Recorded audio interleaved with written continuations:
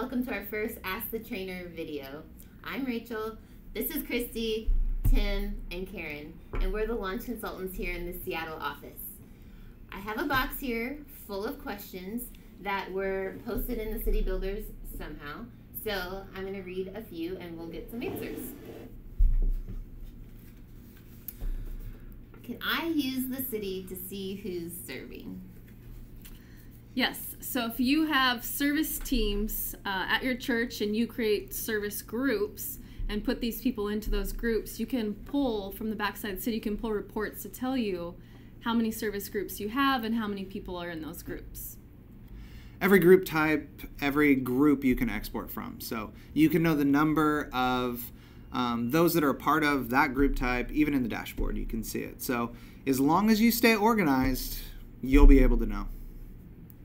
You can report on those numbers, and you can also target the people that are in those groups already, whether they're in a service group, a small group, it really doesn't matter, but specifically for service groups, you could target a promotion toward those people who are either are or aren't already serving.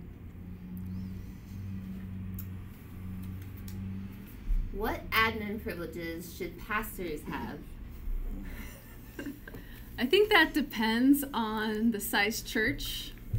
You know, if the pastor has time to be involved in all of the reporting and details of the city, then he could definitely have admin privileges like the reporting admin, groups admin, user admin. You know, sometimes at larger churches, the pastors don't have the time to be involved in those details, so they'll just need to request reports.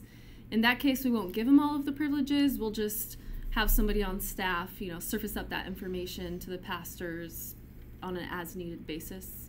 Yeah, I mean, if we ranked administrative privileges from I can screw up everything to I can't really screw up anything at all, number one would obviously be account admin. You can change everything feature-wise.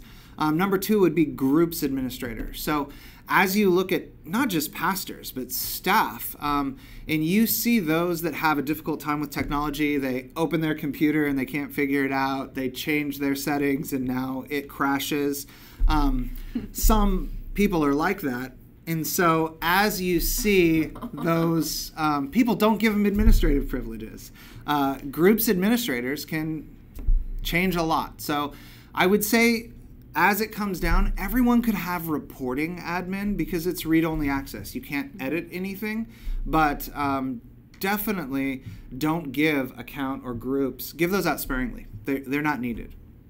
You can also use privileges to protect people as well. So for example, if you have somebody on staff who is just genuinely a helper, but they don't have time to help everybody, if we take away some of those privileges or limit what they have access to, they legitimately only have the ability to say, I'm sorry, I can't help you on this. Go talk to Susie or go talk to somebody that has the right information, or let me get somebody who can help you. So basically, understand the admin privileges enough and what each privilege gives you, and match it with their job description, and you should be good to go. Okay. Boom. Boom. All right. What's the best way to create a prayer group on the city? The best way? I do pray. The best way. The best way to make a prayer group on the city is we look at it just like any other service group. There are obviously those that serve that want to serve the body in a particular way to be able to, you know, be a prayer group that gets together either physically and or they're just part of the prayer warriors or the prayer team or whatever that looks like. That is a legitimate group on the city. We see those groups all of the time. I think it's great. The question is, how do you currently take prayer requests? Now, you can get those through the offering or other ways. And if you have a group on the city that is for the prayer team, you can then, whomever gets those or gets all of those prayer requests as they come in, can post as a list a prayer request in the prayer group.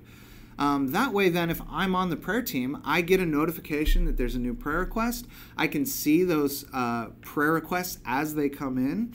And the benefit of having a group that you can do that is that I can then go to the growth tab as an individual and see all the prayer requests and actually print out those prayer requests from that group and any other groups that I'm a part of. The other thing you can do is, especially if you have small groups or other ministry groups, you can share prayer requests to that prayer ministry group or the prayer team group. And then the prayer requests that were from my small group can be shared to the prayer team, and then there can be a lot of the body can be praying for really specific things. To take it one step further, you could point people to that prayer team group page, and there's a button to message the group leader of the prayer team so that anybody that has a prayer request that doesn't want to post it in the church group or somewhere, but they trust that whoever's on the prayer team is who they want to be praying for them, they could go to the prayer team group page and click message group leader, and it would go to them. And then you also could create a promotion that says, have a prayer request, click here, and the dynamic link that click here goes to is to a message to the group leader of the prayer team. But bottom line, it doesn't matter what kind of structure we have in the city. The city is a tool to help reinforce all of the things that you're already doing in your church, in your ministry. So it's very important that if we have a prayer team, how do we tell people about that prayer team? If we're using the share option, how are we telling our group leaders, did you know that you can share prayer requests, and making sure that that information is out? If people don't know that it's available, they won't know to actually reach out to that team. Yeah. All right, one last question. What are some good strategies for relaunching the city at a church? I think anytime that I hear relaunching, the first thing that comes up in my mind is we need to figure out, why are we relaunching? What was it that went wrong? Because we're going to need to address that first. Did we not spell out the vision? Did we not talk to the appropriate people first? There's a lot of different things that can come into play with why we have to relaunch.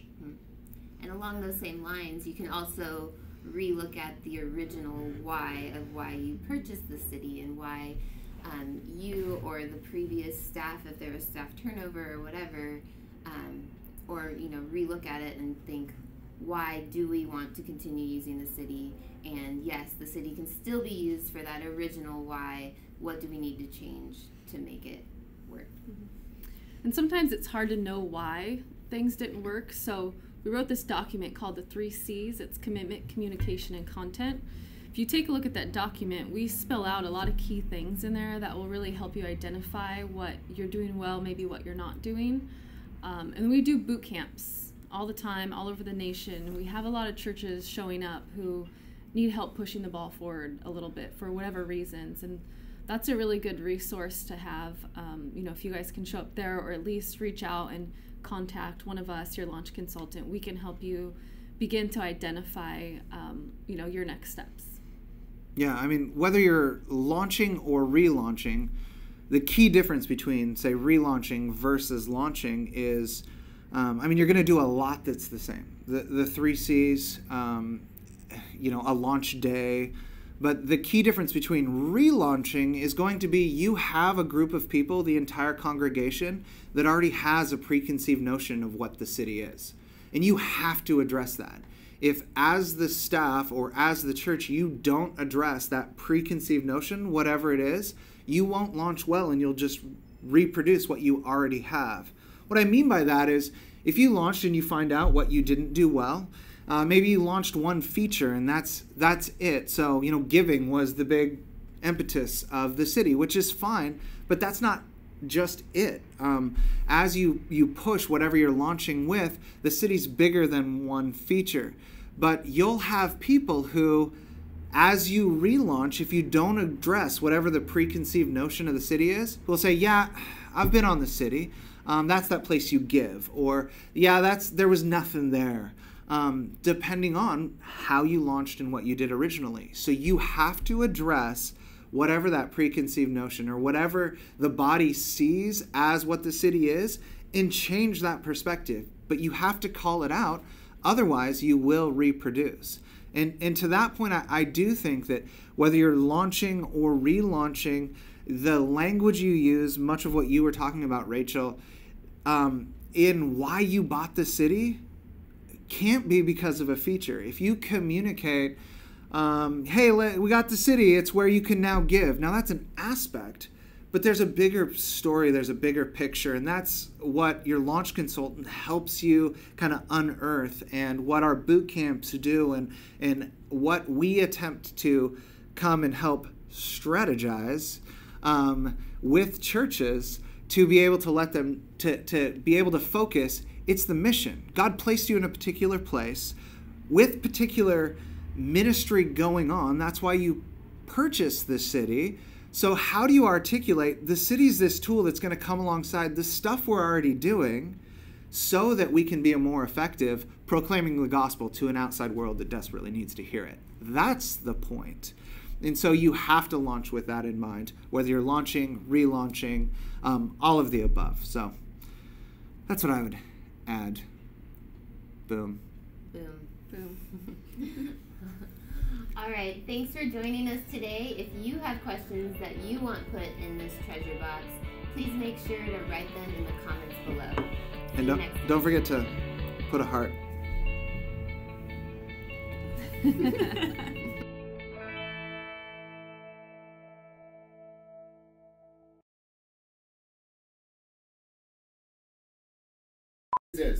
Take it.